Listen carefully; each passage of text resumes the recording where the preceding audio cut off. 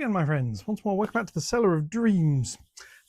Today, I've got some track soldering to do. The goal got meowed at.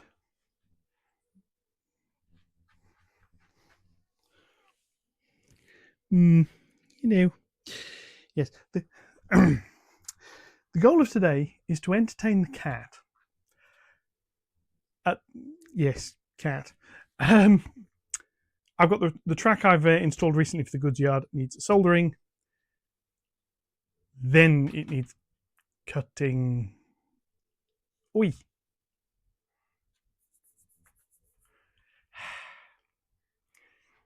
Yeah. She's down here again. This is Leopard Street.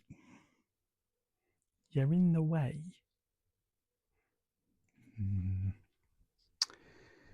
Right, now, because I need to do a lot of soldering down here, I've glued in PCB sleepers. Kelly quite rightly pointed out you can't have big gaps. I left a big gap because I needed to glue these down. I've glued them down. Hello. Yes. What I need to do is clear the trains off this upper area.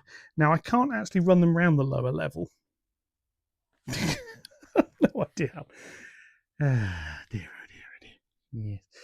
No idea how much of that. Stop knocking things over, you little sod. Anyway, I've got to clear the trains from the upper deck. Can't run them around the lower level because I've got lots of wires hanging down from this. I've taken the reversing loop board out. What I can do is take the ones that are up here and just put them around the back edge. So that is what I'm going to do first. To move a few things out of the way, I'm going to see whether Smudge will let me do this, because if I'm lucky, she will. Yes, we shall see. Anyway, the first thing I'm going to do is run Chamoisier. Yeah, anyway, that one. Not Chamoisier, it's actually Scotsman. Looking at it. Flying Scotsman who's going to go backwards at lowish speed. You shall see Smudge's reaction to a mouse that moves. Hello. Don't cause trouble. You're not really supposed to be down here, are you? She's firmly, I mean, she's sort of nicknamed as a don't care cat. Because the things she doesn't care about are absolutely legion. And she's currently watching the train going around the rear part of the layout down onto the incline. Yeah. Yeah, so I've put in the sleepers. You saw the previous videos. I'm not going to show this in excruciating detail because we did it last time, and so many of you will have noticed one thing you couldn't do was actually really see what I was doing. So I'm going to try and get things positioned a little bit better this time. Right, that's that one. Release. And I'm going to work out who else is going where. Plenty up here.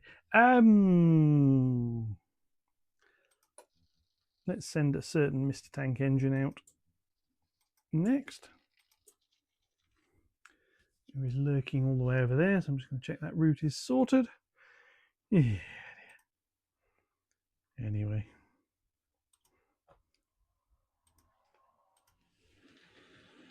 Here he comes. Really useful and really, really happy, which is the key bit. And send him out on the other track.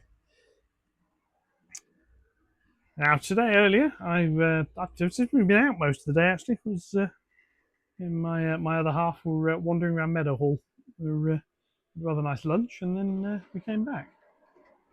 So yes, I've been a little bit busy. So the goal for today is slightly more limited. Ooh, nearly got him to stop at the signal. Look, Thomas has just gone slightly past it, only very, very slightly past it. Never mind. Yeah, so the goal today is I'm going to get these tracks done. I'm going to get them cut, and then I want to get this board out and over the other side. Who's going to be next? Probably. I've got a couple of locos to do various bits and pieces here.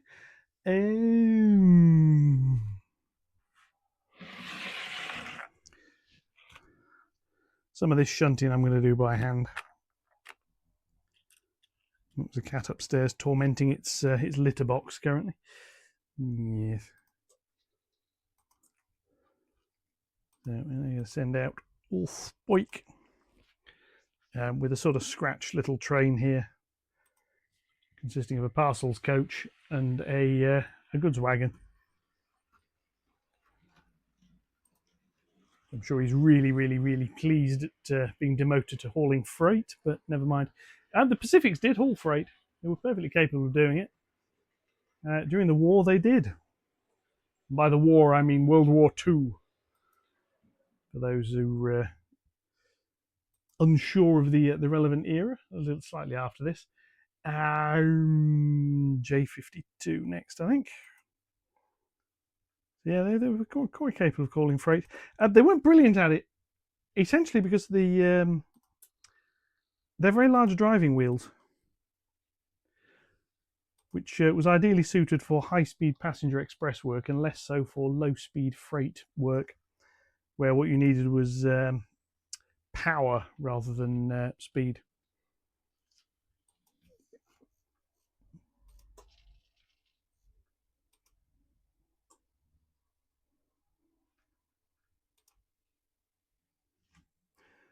She's off again. Had a pointing the wrong way. Now, since I know the J52 can't run down over certain bits of track, and to be honest,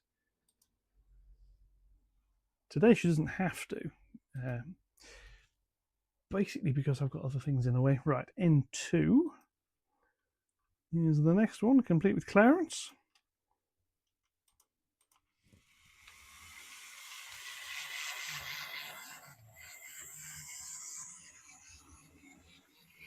And the thunder out is maintaining the Mr. Noisy impression. Yeah, release that. I've then got Cheshire. It needs to come out as well.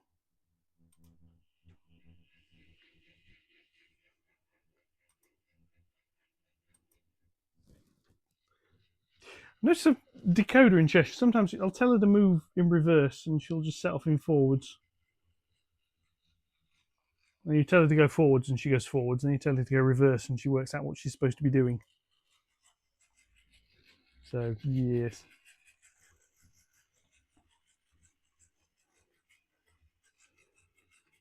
And this is all I'm doing at the moment. I'm clearing this area so I can eventually lift the tracks.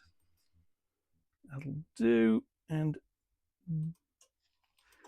Bucky is next, who is going to be doing something a little bit odd.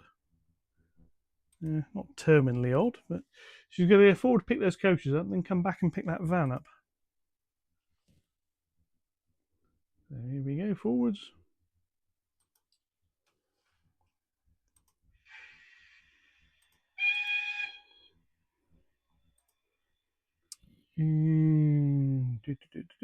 Just check the road she's on is set for where I need it to go.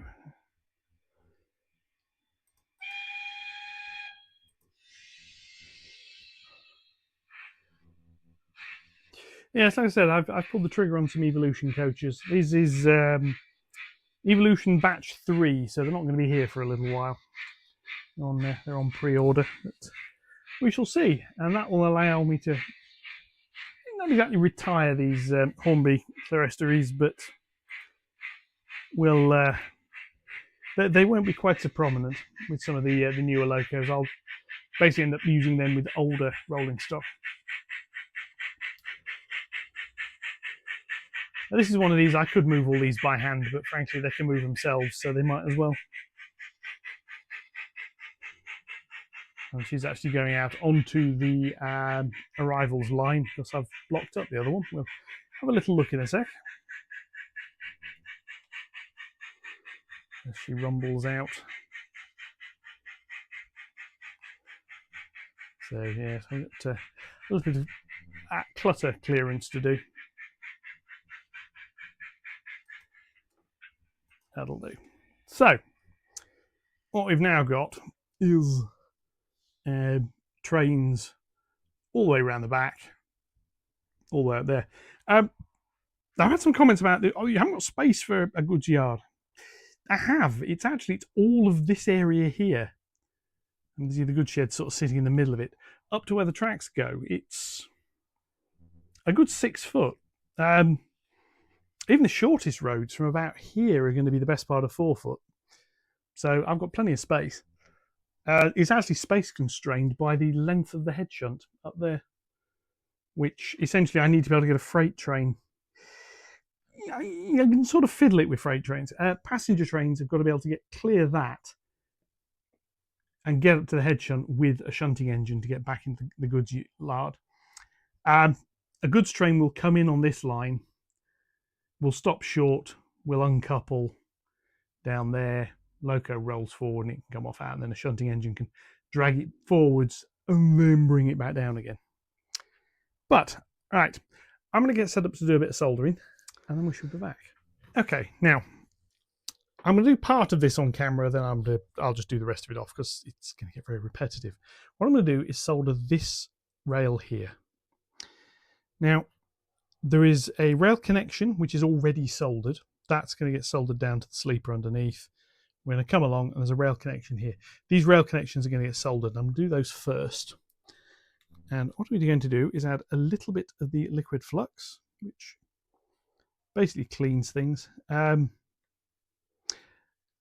going to do the other side at the same time, basically so I don't forget. There are purple dots. These are to remind me these connections need soldering. That's really all they're for. So the soldering iron is at 375 degrees. I'm going to try and get the cable so it's not totally out of the way. I'm going to bring my solder around here and hopefully I'll be able to see what I'm doing. So what I'm going to do is tin the tip of the soldering iron slightly. It goes against the rail, which hopefully you can see. And then a bit of solder gets fed in.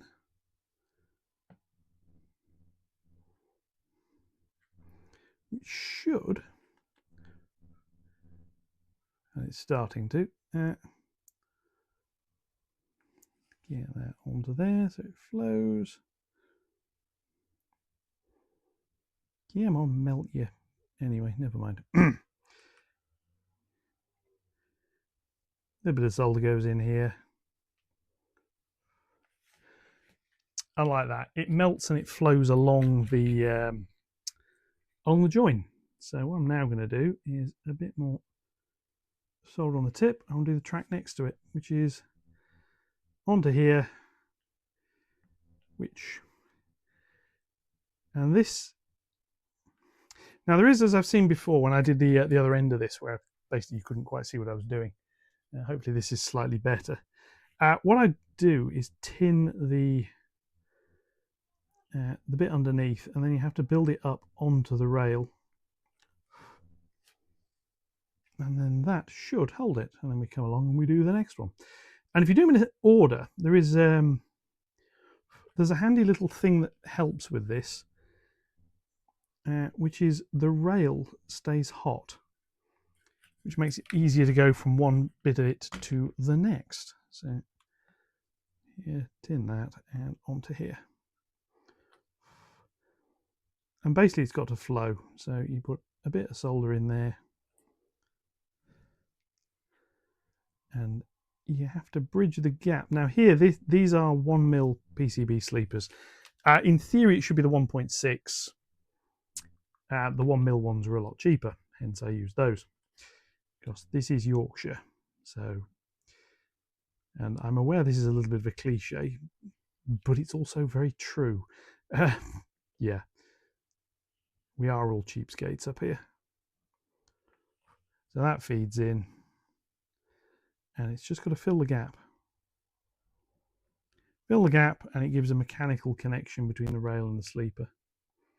One of the things I did when I first started doing this, which was something I realized is a massive mistake, don't press the rails down. It's very tempting, you press the rail down and it contacts the sleeper, and you think, brilliant. What you end up doing if you do that is you create an artificial dip in the track, which is not what you want to do. Yeah, you will mess things up if you do that. There we go. Hopefully these are all right. I'm going to zoom in a little bit and we shall have a little look. But yeah, don't whatever you do, press down on it. It sounds really, really tempting because you'll get a good mechanical connection, but you end up with an uneven run of track, which is not really what you want, not what you need, and it's not actually going to help you. I mean, your rails may be fairly secure, but what you're also going to find with them is they'll derail things. So yeah, don't do it. Put that into there. Tins the sleeper.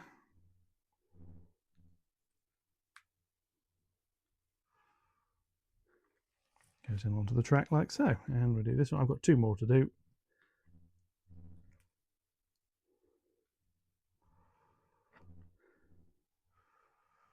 And then that's this bit done, and I shall go.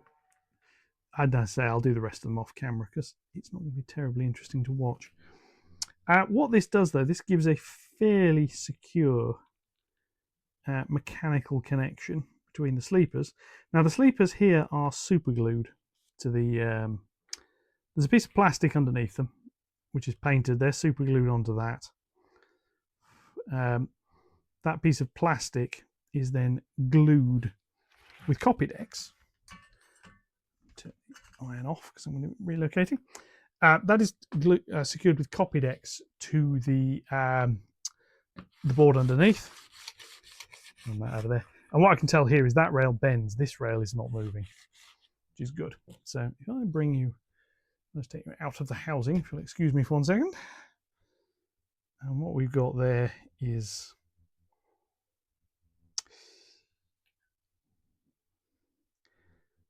that one doesn't look like it's made, so I'm going to redo that. But otherwise, yeah, maybe that one a bit as well. That rail's now firmly held in place. So I'm doing the rest of this.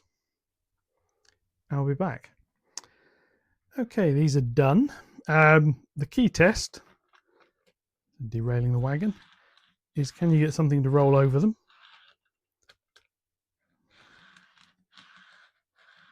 So yeah, on those, and then these 2 down here, which is the other bit I needed to do. And then down here. For what it's worth, use a wagon with metal wheels. The rails get hot. Just clean them off a little bit at the top.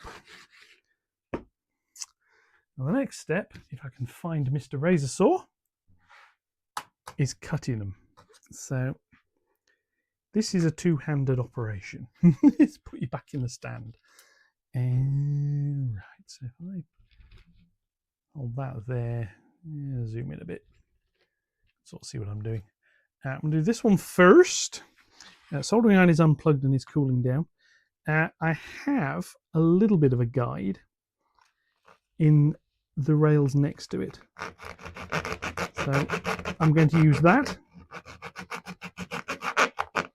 just to get me started.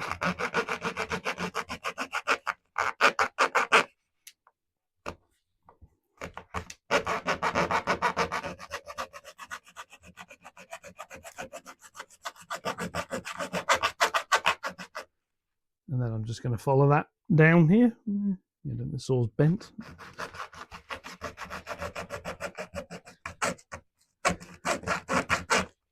And this will cut rail, as you can see, and fiberglass sleepers, plastic sleepers, polystyrene sheeting, fingers, and whatever else you choose to let it cut. But what you get is a really thin cut. Now, as I've seen, this can cause problems. I actually need to file the rail a little bit to make the gap a little wider. Yeah. But there we go. Let's just test these out again now with a a wagon over it. And you can sort of hit, there is a little change in the sound, but yeah. And we'll carry on. Just get these other ones done. This doesn't take very long. I mean, as you can see, it doesn't take very long. What I need to do though is make sure the cut is basically where the board join is, and that one has wandered a little bit, so I'm going to start this one over here this way.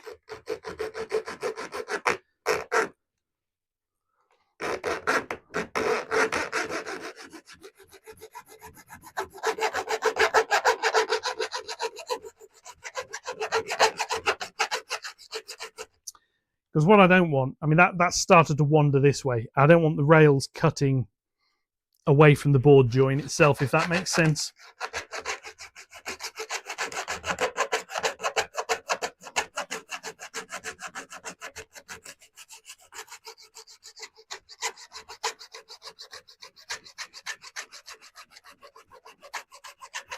Now, well, this will cut fiberglass sleeper. I mean, obviously it is doing. It does blunt it quite a bit.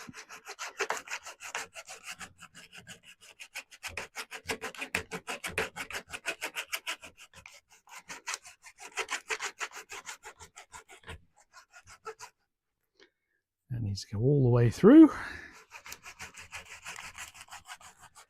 And you know when you've gone all the way through, because the blade does that and just drops.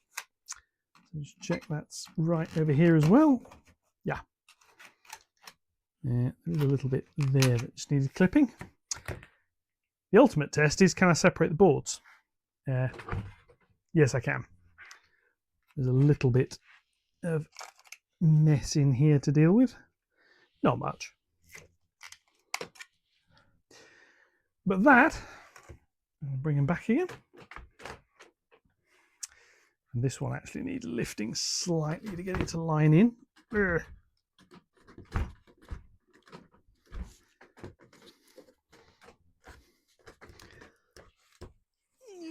Lift, and it's fine. That's better. It's decided to move slightly. There we go, back in. So run mini new over here over the joins.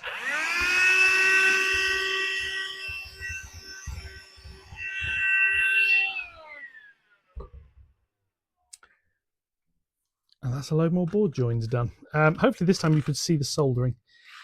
It's not perfect, but it works.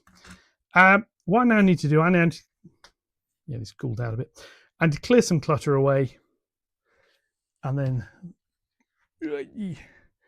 this board here, shall I just go back to that? This board here, which is board L, I need to take all this nonsense off the top. This is going to come out. Before it comes out, I have 2 more holes to drill. Here, now I've marked out some little areas. So there's one there I can do. And there's one over here. It's not quite this bit. This is where there's a uncoupling servo there. These are areas I've marked out. There's nothing under that bit, and there's nothing under this bit. I'm going to put some connectors in here for some platform lighting. I have arrived. Signals. Where are they? In this box. There. I've got some of these turned up. Ouch. So I've not taken out the packet yet, but platform lights. Still want to have a look. Assuming I can get into the package. Now again, these are probably just going to be temporary lights. They're dirt cheap. By temporary, I mean they'll live as long as the 3D printed platforms do, which could potentially be a while. So what we have is a light. There's 4 wires come out the bottom.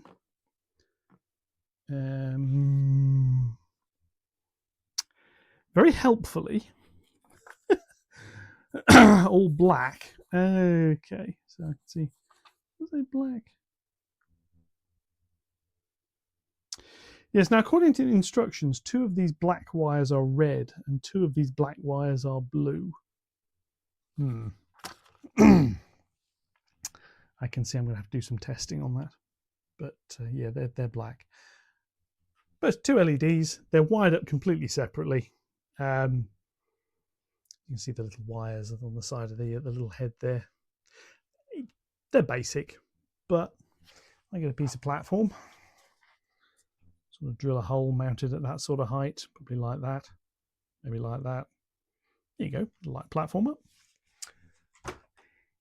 Not perfect, but good enough. As far as I'm concerned, good enough is sort of by definition good enough. So I've got some of those.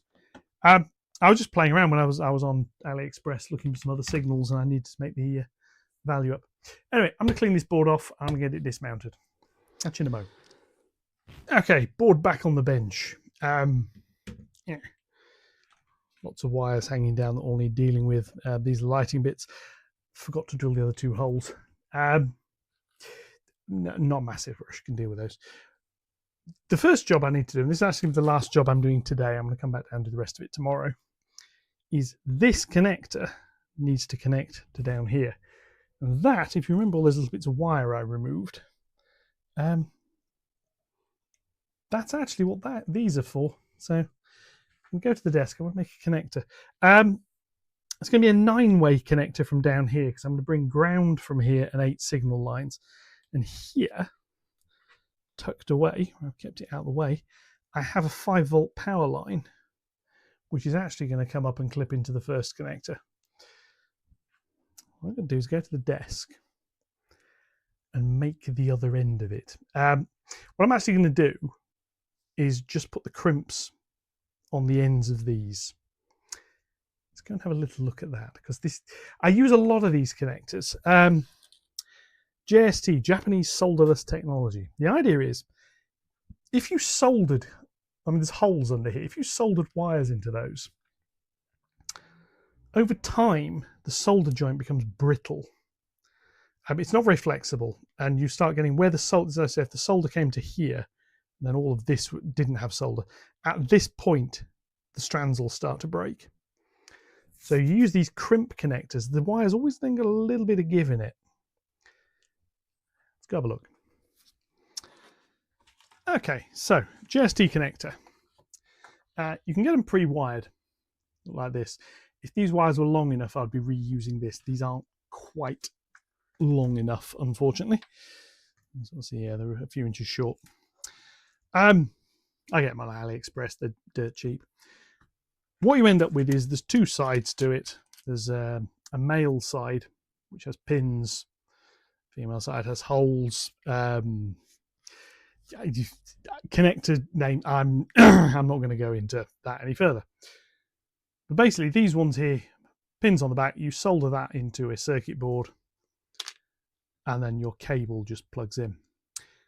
I use a lot of them because it means I can unplug things. And that is a JST connector. So is that. They're the pins for it. So are these. So when you see somebody saying, I'm going to use a JST connector, what you need to ask is, what sort?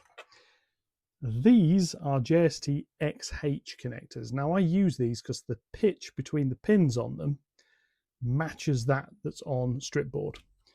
It matches these DuPont headers. You can't plug them onto DuPont headers, it doesn't work, but they're the same pitch. These are the same pitch as well, which is why they're the same width.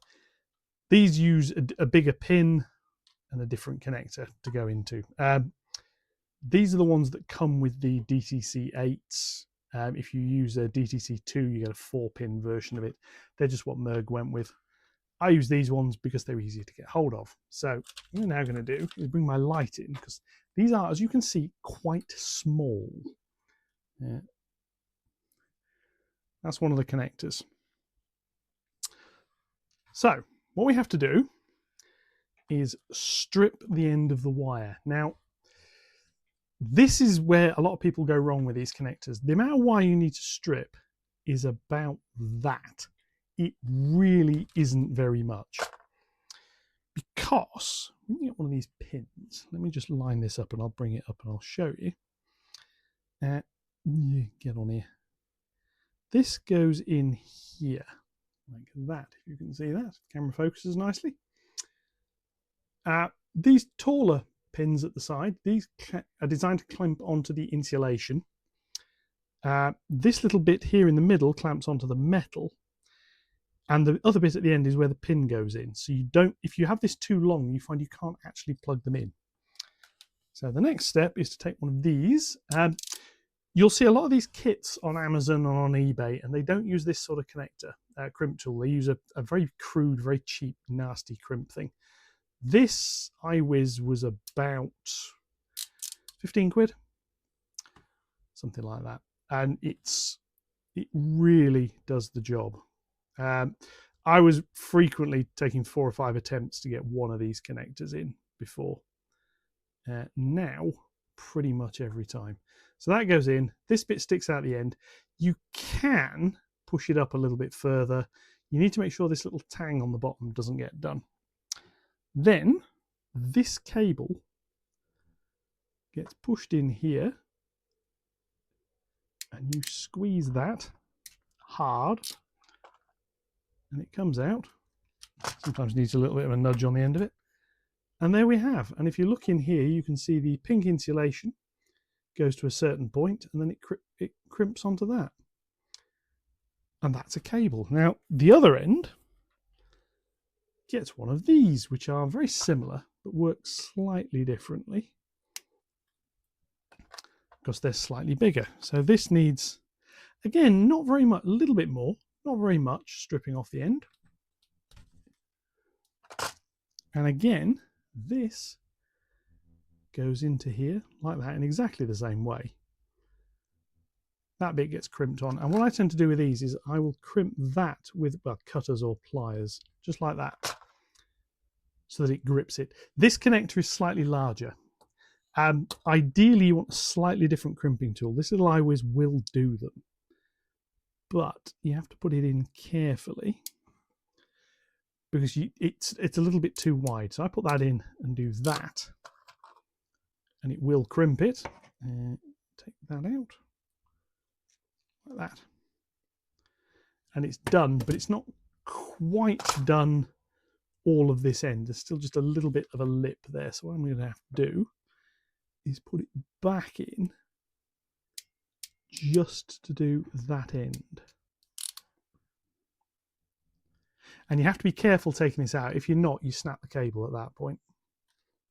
There we go. And that's one of my wires. Now, I don't know exactly where these are going to go on the connectors yet. So what I'm going to do, I'm going to do the rest of these. Then we're going to go back to the layout board, and I'll work out exactly where I need to put them. So I'll catch you in a minute. All right. Done. So the first one we're going to do is the ground connection. Now I'm going to start off with this bit. I'm just going to check on here. Right, so ground is this end, and what you do is the right way around, so the little clip goes in there, and you just put them in. Now they push in and they should click. Sometimes they click easier than others. And when you'll know when they're in, because there's a little bit of give in it. So that's ground. This connector here goes in that way, and ground there is this bottom end here. And again, in it goes and clicks. And again, there's just a very little bit of movement. And the next bit, make sure I get these the right way around, is right.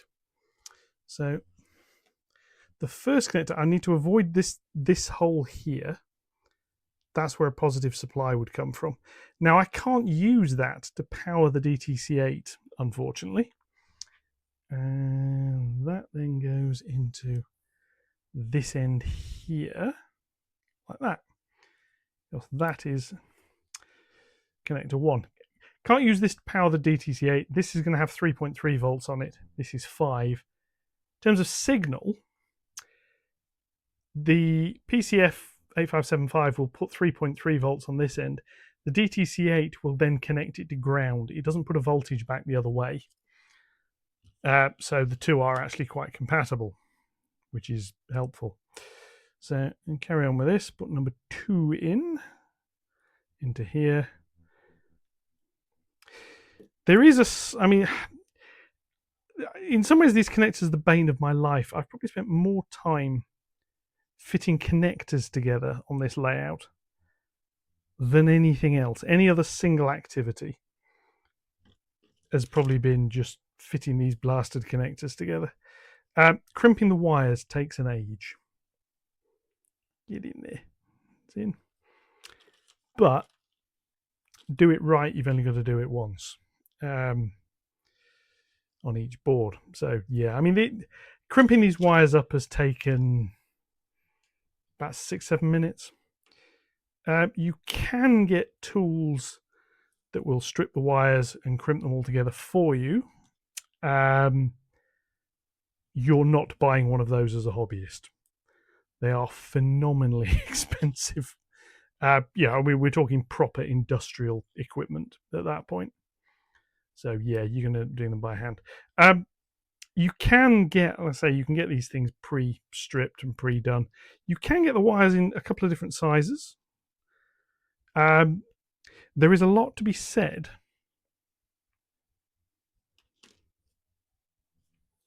Yeah, I'm just checking I've got the right number of wires left. There's a lot to be said for if you can make your cables a suitable length to use the pre-made ones. It's not a bad idea. Yeah. The beauty of these is, if you get one of these wired up incorrectly, you can take these out. There's a little window. What you do is you press through that window with a point of some description. I use a scalpel blade. So have to be careful when you're doing it, because obviously it's a scalpel blade. And what you can then do is that you can pull the connector out. Sometimes you have to bend the little plug bit back afterwards. But there you go, and then it's in. Now this one doesn't want to go in, and you do get this occasionally. Just a couple just, nope, not going in. The hard bit is because obviously this is flexible wire, so what I need is a stick. I'm going to use this actuator rod. I'm just going to use that to press down on it. There we are, it's in now. And you just press it down until you hear the click. So that's that. I've got one more wire to fit, which is this red wire, which is the positive end, which goes in here. I crimped that when I installed all of this, because I was going to just install it. Unfortunately, I couldn't, because I found I'd run out of the shells. So that's that done. This now comes down here and plugs in. The wires are fairly, so that's in. The wires are fairly, I don't want them hanging down too far. What I'm going to do is I'm going to put a tie wrap around those if I can find one. Which may be easier said than done. I did have a whole bag of the things around here somewhere. Not sure where they've gone. Here we are. Some tie wraps. I use a lot of tie wraps. Got a bag of 1,000 odd of them somewhere. So this lot here can come off. I'm not going to include this red wire because that's going somewhere else, and I don't want to put too much strain on it. All this really does, it just neatens the wires up a bit. It means I can see this bundle of wires is a thing. So that's that. And the ground wire, unfortunately, is the longest. So I'm going to leave those as they are. Clip those down. I didn't realise the ground wire was bottom end to bottom end, and then they were going to go the other way. So there we go. Otherwise, I've made that one slightly longer. But that's as far as I'm getting this evening. I'll be back tomorrow, and I'll carry on for this video. There's quite a bit more of this to do. In fact, one thing I do need to do, I have got a pen around here. I'm going to do it. In fact, is mark up I'm going to number these feeds. So, right, this one down here isn't, but these here are all feed 10. Because this whole line is feed 10. Let's go over there to that one. 10. And 3 points in that line, I believe, is all I've got. Yes, and the one down here is, funnily enough, feed 11. And that one there has 11. The frogs need numbering as well, so I'm going to do those. So this point here is 14. So that becomes 14F. And that hole there is 14. It's just one of these. Labeling this as you go makes life a lot simpler. So this one here is 13. So that there gets 13. And that there is 13F. And this one at the end, we know it a little bit differently, is 11. So this big hole is 11, and then over here I've got 11F. Very helpful in the middle of all this wiring. What I'm hoping, yeah, see that can reach 11, that can reach 13. This one, needless to say, won't reach, so I'm going to have to put another little connector block somewhere to make that one reach. 15 will though, so it's only that one that's just, the wire's about 3-4 inches too short. Yeah. And this point down here is 15. So that's 15 and 15F. That gives me the frog numbers and the point numbers. Now I've got on here 11, 13, 14, 15. 16 is currently available. I've got 7 and 8 available as well. This board is going to get a lot more uncouplers fitted. Now, most of them are going to be in the area below these bits. What I've also got, though, is over here. One is going there. So this bundle of wires is going to have to be undone. Basically, I'll let it hang down. I'll put the oscillating saw through it. That's another day. Right. That's it for this evening. I'll catch you again. I think what I'm probably actually going to do is leave this one here. I might do this. I'm going to do this in a couple of parts. Just, I think shorter videos are probably a better bet. And this one's probably gone on long enough without me then wiring up. I can cover the calibration of the points. I've got a load of these. I do need to find the actuator rods. That's something I haven't currently got. And then a load of these will go in. Green because I've run out of purple. There's no other reason for it. Anyway. So, that's going to be it for this video. So, let's have a little look. What have we managed in this one? Well, this is now back on the workbench. I've got rails soldered. I've got rails cut. The goods yard is in. When I was planning this, I didn't realise I was going to have the servos back in time. So I was sort of thinking, I'll be putting the points in. I'll be wiring up to the frog relays. I won't be powering the frog relays because there's no point, because I can't change the points.